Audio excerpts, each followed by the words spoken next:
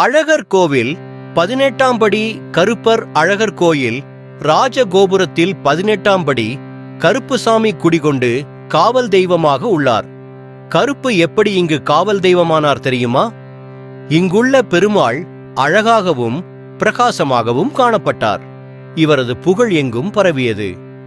அழகரின் அழகில் மயங்கிய திருவனந்தபுரம் மகாராஜா தனது நாட்டில் பிரதிஷ்டை செய்ய எண்ணினார். படையெடுத்து இங்குள்ள மன்னனை எதிர்கொள்வது எளிதானது அல்ல. அதனால் எப்படி கொண்டு செல்வது என குழம்பினார் மன்னன். அப்போது அங்கிருந்த 18 மந்திரவாதிகளை அழைத்து அழகரை கொண்டு வரும்படி கூறினார்.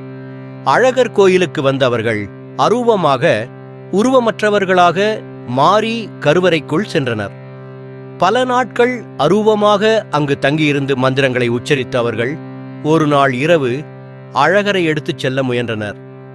அப்போது கோயில் பட்டர்கள் கனவில் தோன்றிய பெருமாள் தன்னை உருவமற்ற சிலர் ஆகர்ஷணம் செய்ய முயல்வதை கூறினார்.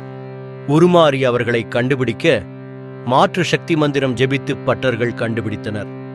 தாங்கள் தவறை உணர்ந்த மந்திரவாதிகள் 18 பேரும் ராஜகோபுரம் படிகளில் அமர்ந்து கோயிலில் இது போன்ற சம்பவங்கள் நடக்காமல் இருக்க காவல் தெய்வமாக இருக்கிறோம் என்றனர். மேலும் மூலவர் பெருமாளுக்கு அணிவித்த துளசி மாலை தங்களுக்கு வழங்க வேண்டும் என கேட்டனர். சுந்தரராஜ பெருமாளும் அவர்களுக்கு காட்சி கொடுத்து அதன்படி நடக்கும் என அருளினார். முன்பு கோயில் கோபுரத்தில் எப்போதும் இருள் சூழ்ந்து கருப்பாக காணப்படும். அதனால் 18 படிகளில் உருவமற்ற நிலையில் அமர்ந்திருக்கும் அவர்கள் யாருடைய கண்ணுக்கும் புலப்பட மாட்டார்கள். காவல் தெய்வம் 18ஆம் படி கருப்பு என அழைக்கப்பட்ட அவர்கள் மருவி கருப்பசாமி என அழைக்கப்படுகின்றனர். அன்று முதல் பெருமாளுக்கு அணிவிக்கும் மாலை, இரவு பூஜை செய்யும் பிரசாதம் ஆகியவற்றை காவல் தெய்வம் கருப்புக்கே வழங்கப்படும்.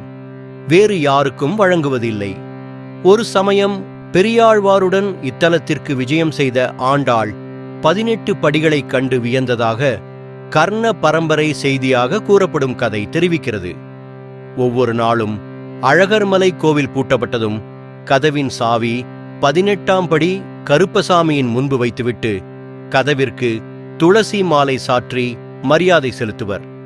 மறுநாள் காலை கோவில் திறக்கும் முன் பட்டர் கருப்பசாமியிடம் பெற்று கதவை திறக்கும் சம்பிரதாயம் இன்று வரை நடைபெற்று வருகிறது. சித்திரை திருவிழாவிற்கு அழகர் மதுரைக்கு புறப்படும் போதும் மதுரையிலிருந்து கோவிலுக்கு திரும்பும் போதும் அழகர் அணிந்த நகைகள் எண்ணப்பட்டு அந்த பட்டியல் 18ஆம் படி கருப்பசாமி முன்பு படித்து காட்டப்படும். கோவில் நகைகளை காவல் தெய்வம் கருப்பசாமியே பாதுகாத்து வருகிறார் என்பது பல காலமாக தொடர்ந்து வரும் நம்பிக்கை. இன்று வரை இந்த நடைமுறை வழக்கத்தில் உள்ளது. கள்ளழகருக்கு காவல் புரியும் கருப்பணசாமியை மக்கள் தங்கள் குல தெய்வமாக கொண்டு வழிபட்டு வருகின்றனர். இன்றும் 18ஆம் படி கருப்பசாமி முன் பல வழக்குகள் தீர்க்கப்பட்டு வருகின்றன. கருப்பசாமியிடம் முறையிட்டால் நிச்சயம் நியாயம் கிடைக்கும் என்பது மக்கள் கொண்டுள்ள அசைக்க முடியாத நம்பிக்கை. அழகர் கோவிலில் காவல் தெய்வமாக நின்ற கருப்பசாமி பின்னாளில் மதுரையை ஆண்ட பாண்டிய மன்னர்களுக்கு காவல் தெய்வமாக இருந்து வந்தார். நல்லதே நடக்கும். எங்கள் காவல் தெய்வம் ஸ்ரீகரு